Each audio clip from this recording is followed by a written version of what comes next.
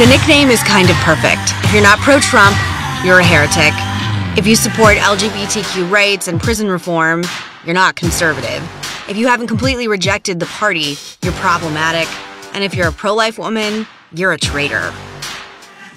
She is the passionate, opinionated daughter of the late beloved Arizona Senator John McCain, a household name in her own right as a political pundit, television personality, new mom, and author. Meghan McCain releasing her first audio memoir, Bad Republican, where she talks about everything from the passing of her dad to the birth of her daughter, Liberty Sage, and the experiences surrounding and the exit from the television show The View. So we're very pleased to have Meghan joining us this morning as her book, Bad Republican, is available now on Audible. So double congratulations on the baby and on the book. And also want to give our condolences to you in the passing of Grant Woods, a real shock for all of us here at Arizona's family, and I know a very dear friend to your family. It's very, very sad. It's deeply tragic. When my mom called me, she was just, despondent. And, I've known him my entire life. He's such an Arizona icon. Politically, I think his voice was really needed in this moment. And he's just a beloved figure. He's one of those people that you think is always going to be in Arizona. And, I continue to think about his wife, Marlene, and their 5 children. And, it's just weird. I just feel like there's so many sort of icons of my past that are passing. And, it's just really hard. He was very young and had so much still ahead of him. And again, I just loved and adored him. So it's very, very sad. Yeah, and potentially still a lot of influence and roles to play in Arizona politics. I think it would be safe to say that Arizona politics is in an identity crisis moment right now. So coming from the quote-unquote bad Republican, where do you see things going? And do you anticipate ever running for office here in your home state? And has anybody reached out to you thus far for an endorsement as we're looking toward 2022? Look, I'm still just like a 2-bit TV personality, so I don't know how much people care about what I think or have to say. But Arizona is officially a blue state, as you know, Olivia. But there's a very strong Trump faction of the state it's very much alive and very much strong. I think it's a very interesting state politically because I think it's really reflective of the country as a whole. I've been really impressed with Senator Kristen Sinema. I really like the work she's doing in Washington, D.C., even though she's a Democrat. And I just think she's like an interesting figure in politics. So I think Arizona is playing a huge role, obviously, nationally. And I'll be really curious to see what happens going forward. And I'll be really interested to see what happens with Senator Kelly's race.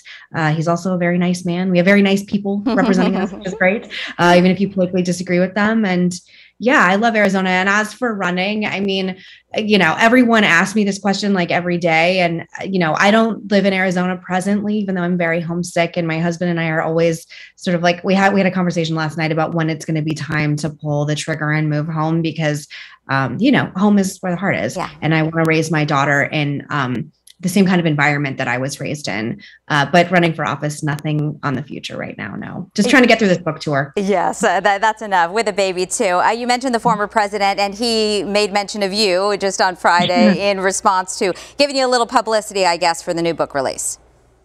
Yeah, I think that, my family lives rent-free in his head. And I just thought it was funny and ridiculous and absurd more than anything. You can read it for yourself if you want to read what he had to say. But, he's a bully and he loves nothing more than talking smack about my family. And at this point, I've said we have a blood feud and it's just continuing and it's part of my life and it's terrible, but it doesn't keep me up at night. Let's talk about your exit from The View and your experience there. An incredible platform to be part of, but really you characterize it as a toxic work environment and a space that kind of seemed to bring out the worst in people. Do you think that was just because of the political climate and the times, the years that you happened to spend there, or do you think that had been pervasive for the course of the show? And what's maybe your biggest regret about your participation or about your exit?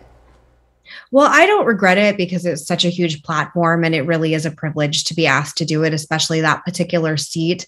I had the privilege of speaking with Elizabeth Hasselbeck after I left off the record, so I can't tell everything that we shared, but we had a lot of similar experiences, which I thought was interesting given that she was on during the Bush years and I was on during the Trump years. I think the politics of the country certainly didn't help anything.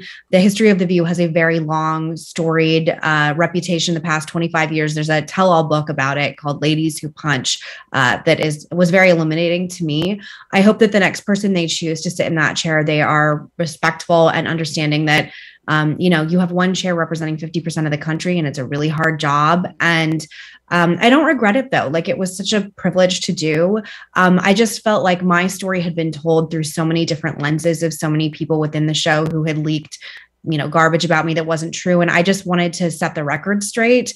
And I also wanted to come out publicly. So hopefully the toxicity within the show can change. I do think when you are a person of privilege with a platform and a voice, you should use it to try and evoke change. And I just don't want any new mother to go through what I did when I was at the show, which was ultimately, as I describe in this new memoir, that was it for me. That was the end, was when I had such a horrible experience coming back from giving birth to my daughter. And it's a high-profile microcosm of probably work cultures all across the country over the last couple of years, certainly. You talk very, very openly about just when you come back from having your baby, and I imagine everybody is expecting to be kind of greeted more warmly, to have a softer touch, because it's a relatable experience coming back, the conflict of leaving baby at home, the emotions, the exhaustion, all of it, and you just didn't get the support that you needed. Yeah. And my whole reputation, I mean, maybe there's a part of this that I just never showed myself to people in a way. I mean, everyone is a multifaceted person with different layers of themselves. I had a very hard time after I gave birth. I was diagnosed with postpartum anxiety. It was, I talk about it at length in my memoir. And when I came back, I just sort of expected to be treated the way every other host had been treated after they had a baby. Mm-hmm. And it was a very hard time too. I talk about this moment with Joy in the memoir. And then right after that, the day after or 2 days after was the attack on the Capitol, and I'm in DC, and it was very emotional and very intense. So just my whole reentry back into the show was pretty horrible. I'm not bitter. I'm not upset.